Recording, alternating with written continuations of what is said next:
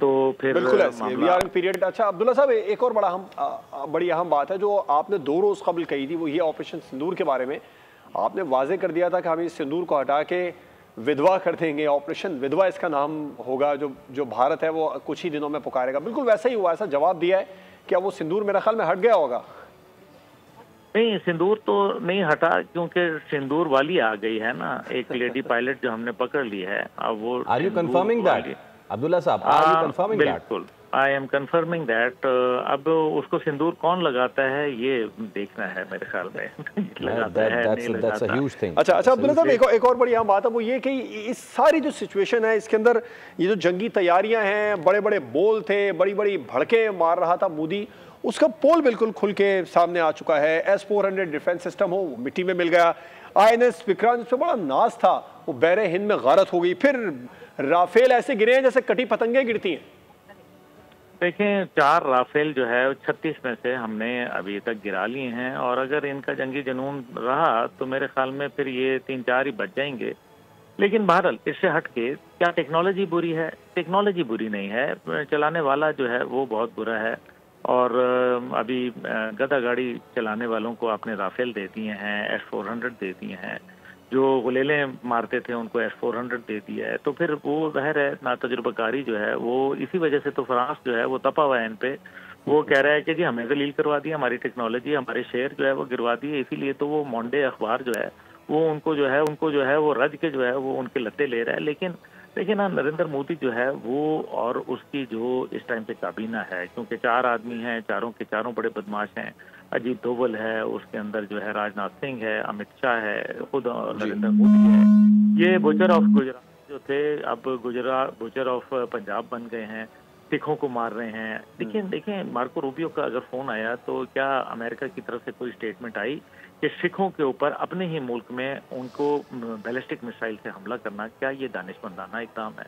मतलब ये कौन सा वाहियात काम किया है? देखिए ना, ये एक क्या साबित क्या करना चाह रहा है?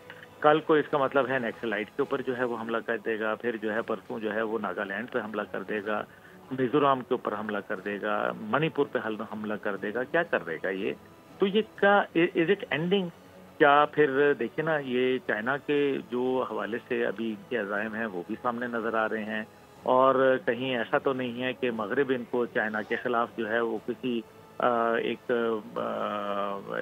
बेट के तौर पर इस्तेमाल कर रहा हो, वगैरह वगैरह। बहरहाल इस सब से हट के मेरे ख्याल है कि हमने उनकी बहुत धुलाई की है, तारीख साज धुलाई की है, जिसके ऊपर गूंजें और चीखें, जैसे कि DJI साहब ने कहा था कि वो पूरी दुनिया में गूंज आएगी, तो वो गूंज तो आई ना, 7 समुंदर पार आ गई गूंज। आपने देखा कि किस तरीके से अमेरिकन जो हैं उन्होंने इस मामले के ऊपर इंटरवीन किया, जो कल तक ये चाहते ही नहीं थे। लेकिन इससे पहले JD वेंस जो है वो बयान दे चुका है, उसने तो यही कहा था ना, जिस तरह से पहले पुलवामा के बाद इसने माइक पोम्पियो ने कहा था कि ठीक है जी हॉट परसूट कर लो, तो इन्होंने भी ये टाइम पे उनके मल्टीपल एयर बेसिस, खास तौर पे वो जिससे पाकिस्तान और अफगानिस्तान और ये भारतीय पंजाब के ऊपर हमला हुआ, आदमपुर एयर बेस है, और इसी तरीके से श्रीनगर एयर बेस जो है वो हमने किया, सरसा जो है वो उड़ा दिया, भटिंडा उड़ा दिया, एंड सो ऑन। इसके अलावा जो उनका मिलिट्री ट्रेनिंग जो थी, जिसको स्कूल ऑफ मिलिट्री इंटेलिजेंस कहते हैं, वो उड़ा के रख दिया।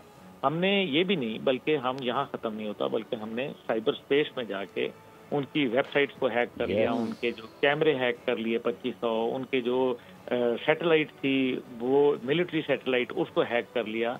ये मेरे ख्याल में बहुत बड़ा ब्लो है। इसके अलावा ब्रह्मोस का जो उनका अड्डा था, सिर्फ वहाँ हमने जो है वो हमने अपना हतफ 1, जिसको हम कहते हैं फतह 1, वो हमने जो है वो दागा है, और बाकी जगह जो है वो हमने JF-17 थंडर ने थंडर जो है वो मेरे ख्याल में ठंड डाल दी है, और उसने फिर जो एयर टू सरफेस मिसाइल थे उनके जरिए, हाइपरसोनिक के जरिए जो है वो मुख्तलिफ टारगेट्स अचीव किए। लेकिन क्या कमाल की प्रेसिजन, क्या कमाल के टाइमिंग्स, और क्या कमाल का जो उसके अंदर देखें कि क्या डिटरेंस था। कि लोग देखते देखते रह गए और भारतीय एयरफोर्स जो है वो मुंह तकती रह गई और कुछ ना कर सकी। तो ये मेरे ख्याल में, और डीप स्ट्राइक्स की हैं, ये बहुत बड़ा कमाल है। पाकिस्तान को शाबाश है।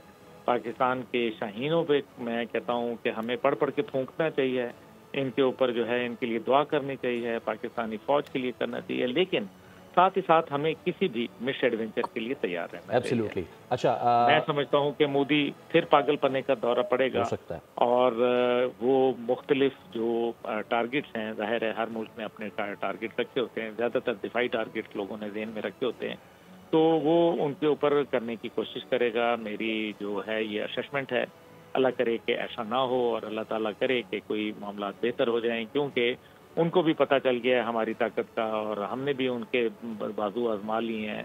तो अब मामलात जो हैं उनको चाहिए तो यही है कि जो हमारे कोई, वैसे तो हमारे कोई दोस्त हैं नहीं, लेकिन जो थोड़े बहुत हैं उनको चाहिए कि कुछ मामलात को देखें, और ये खित्ता जो है वरना झुलस के रह जाएगा और ये एक बहुत बड़ी वॉर हो जाएगी। बिल्कुल।